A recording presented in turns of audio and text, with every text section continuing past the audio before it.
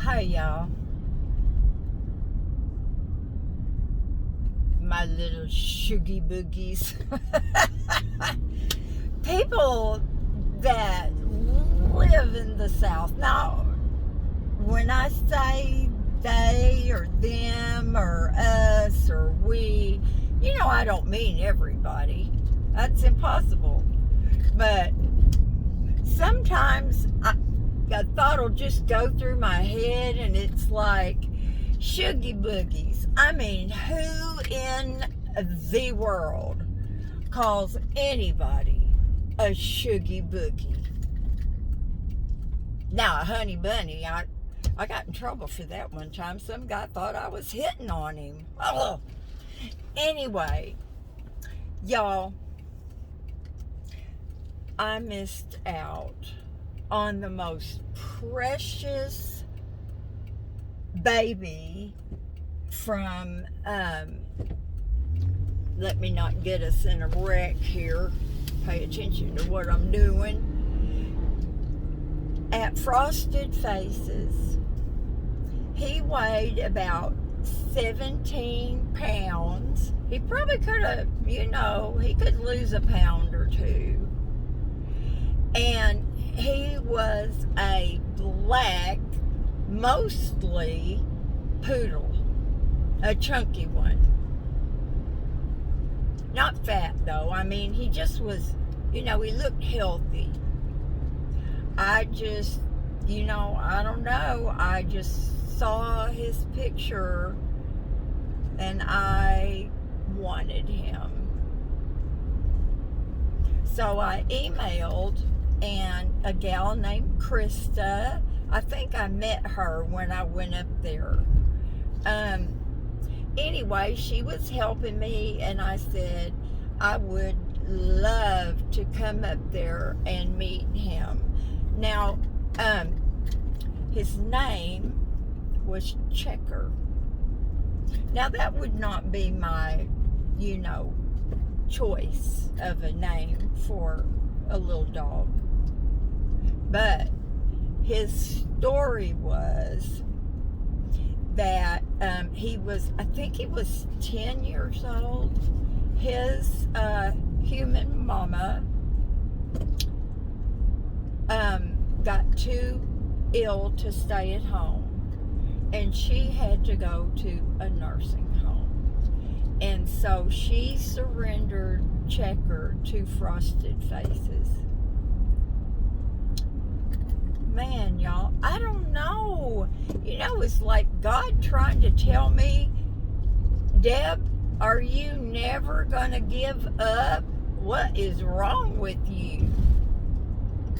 Because I'm going to tell you, last week, I saw a cute little dog. It wasn't like Checker. I didn't feel about Checker or this other puppy that I do about Checker. This is terrible, but I keep thinking maybe those people that got him won't like him and they'll bring him back. That's terrible. I'm a very selfish person. But this other little dog, he was cute though, y'all, and I have never had a thing for, how can I say it right, Welsh Corgi. One of my neighbors in Temecula had two of them.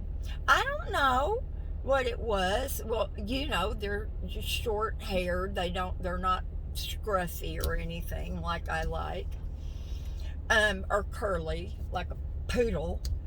And so I had you have a talk with the San Diego Humane Society. I forgot to say that's where he was. And so I was in my room and I was ironing my valances. My valances, I don't know. We had this whole thing last time, remember? But anyway, and so I was ironing those and I was in my room like 20 minutes before they were supposed to call me. And so I had my phone sitting there really handy, and it's always a number that you don't recognize. It doesn't say, San Diego Humane Society, because if it did, then you could call them back, and they don't want that, and I don't blame them, especially not me.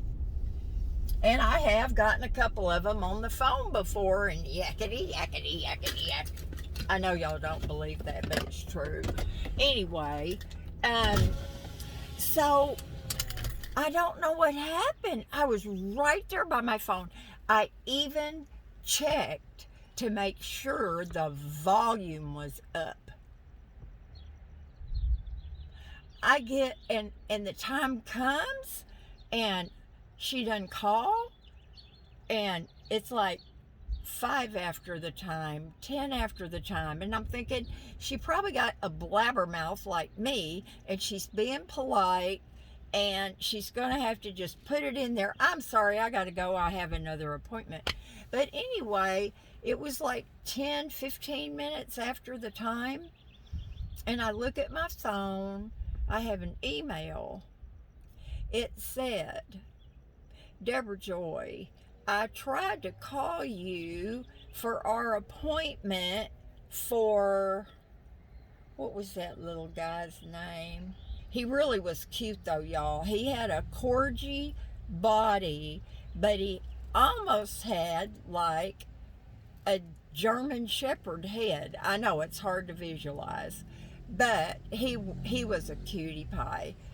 But anyway, I'm thinking, she said, I'm sorry that we didn't get to have our appointment.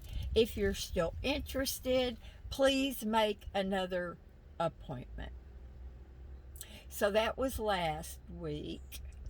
And then yesterday, I told Krista, I said, yeah, I want to come up there and meet him. Y'all, I got approved by them back in January. I've been approved by Frosted Faces for a long time. And so I said, would Wednesday be a good day? And she said, well, you decide for sure, and then we'll set up the appointment. And so I was getting so anxious about him because I really just loved him. And so anyway, I emailed her back, and I said, you know what, I could even come tomorrow, because I was going to try to get Jerry to go with me, and that way I could hold him, and that's a good bonding thing. And I know you're not supposed to hold your baby in the car. I could put him in a carrier, and I had everything back here, little Hazel's playpen and all that, and her carrier, and I didn't hear from her, so I went back on the Frosted Faces website, and he wasn't there anymore. I told Terry, I said, Terry, Checker is gone. He's not on the website. That means he is gone. Now, either he passed away, and I'm sure that was not the case, or somebody beat me to him. So it was later. In fact, it was about 7:45 last night, and she sent me an email, and she said, Deb, I'm afraid meeting Checker on Wednesday isn't going to be possible. He found another family. I can't say it broke my heart. It broke my heart when I lost Miss Hazel, and y'all, her anniversary is coming up, and it's hard. It's just hard. But her little picture is right there by my filing cabinet nightstand, and and we visit a lot. I had another little picture of her too that Jerry had made for me, but I have that one put away. I can't look at it. It's a picture of when her eyes, you can always tell when their eyes are getting bad because they get real cloudy. But I don't know, y'all. Maybe I am so stubborn and I can't give up. I have tried. I stopped all the Pet Finder and the Adopt a Pet. I stopped all uh, those alerts coming in. I had a bunch of rescues on my, what do you call that, on the face of your phone, um, on the home page, on my second home page. Anyway, and I deleted all of that stuff, and but I just can't help it, y'all. And I love my Lily. I mean, I love that cat so much. She was over there. Let me show you. Can you see the old steps and then my beautiful new ones that I need to get off of my rumpy and paint? And I was standing between the old ones and the new ones, and Jerry was standing there. That little stinker she was trying to climb up on the frame of the old one. She had her front claws up there, and she kept, y'all can't see me, but she kept trying to get her hind leg up there. She was scratching on me. She just is. She is just the most amazing cat. I mean, she is smart and she loves it out here in this yard. And now she's got to be totally supervised. But it's not the same. Like, she doesn't cuddle with me like she used to. She's growing up, and every once in a while she'll come down and she'll sit right on me and get right up in my face, and we have a nice cuddle. She'll lay down, and I thought she had quit purring, y'all, but she purrs, but she doesn't make noise. But one day I was petting her on her throat, and I could feel the vibration. I can't purr. But anyway, it's just not the same. And Jerry says you have enough on your plate, and I know that. All y'all have to do is look at that patio and look at this front part. I have a plan for the front though, but I don't know, y'all. I'm trying not to, but I kind of thought that it might be neat to get another baby on Hazel's anniversary. Now, my baby girl, I know her. I know how much she loved me and how much she appreciated getting adopted out of that high kill shelter. I know that. My baby loved me to death, and I don't know why. Maybe because I loved her. But I know that she would want me to rescue another baby. Although there's that teeny part of me that kind of feels like a traitor, but I'm not a traitor. I still love my little girl so much. And boy, I would take her back, issues and all, in a heartbeat, if only I could. I would literally let somebody amputate my right arm if I could get my baby back. I mean, I'd want to be anesthetized. I don't, yeah, you know, I'm not, I don't know if I could do that or not. I'm not talking an axe, I'm talking surgery. But anyway, I can't have her back. I can't get her back. And, and I love her with all my heart. And I know she loves me too. And she would want another baby to have what she had, which was, I hate to pat myself on the back, but I was good to that little girl. So I don't know, y'all.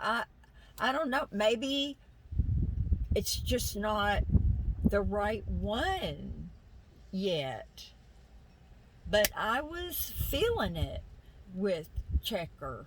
And y'all know that I have been trying to be very careful. And it's a big commitment, and I don't mind it at all. So maybe that's it, but I was really feeling it for little Checker. I'm going to put his adorable little picture up, and you can see why, I was a little crazy about him. But anyway, y'all, I'm just yakking. I'm sitting here looking at all this stuff out here I got to do. Crazy. But I'm surprised Lily's not up in the window screaming. But she's changed, y'all. She's not the lovey-dovey little thing she used to be. She used to be really snuggly, and I mean, of course, on my little bed I have now, she would never sleep with me, and I don't blame her at all.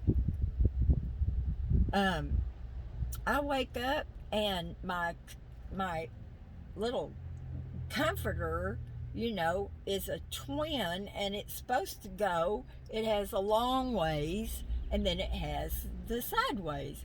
And I wake up in the morning, and the short way is long way, and it's all, my covers are all twisted around. But so yeah, I wouldn't sleep with me either if I didn't have to. But I don't know. What do y'all think? I mean,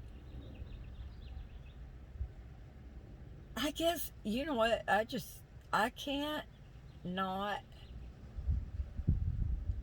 get another pup by myself. If I'm not supposed to have another one, I'm going to have to pray, because He'll be the only one that can stop me. Because I don't know. Can't even explain it. But you guys who are doggy lovers and kitty lovers, I mean, y'all will understand what I mean. That it's really something you can't explain. Now, I have tried to get Lily, well, not very hard, but I do put her in here with me with the windows up whenever I'm going over to the trash can or check the mail, and she usually does pretty good, but sometimes she doesn't. I mean, that girl can screech. She is loud. I have the right cat. But anyway, y'all, I love you guys, and I'm going to try to remember as soon as I get in the door to upload this video. And, I talked to a friend of mine the other day, and it's really sad. I can't remember how many people she said, 4 or 5 in their community. Now, 2 of them, a married couple, had moved away to Georgia. But 4 or 5 people that she knew in her neighborhood died of COVID. She said it's so sad. And it definitely is. It is so much better than it was. Um, I forget the date Jerry told me. There's a date coming up in June where everything is lifted in California. Governor Newsom, I think that's his name, uh, and there's like no restrictions. It's the honor system. I guess we'll tell in a few weeks how many honorable people that there are. I don't feel bad at all not wearing a mask, or, I do it still. But I am not worried about getting it, and I am not worried about giving it, especially. But I know there's people that haven't done it, and everybody has to make a decision for themselves, but they're also deciding for other people as well. And but I'm so thankful. I thank God every day for the progress that we have made and hopefully will continue to make.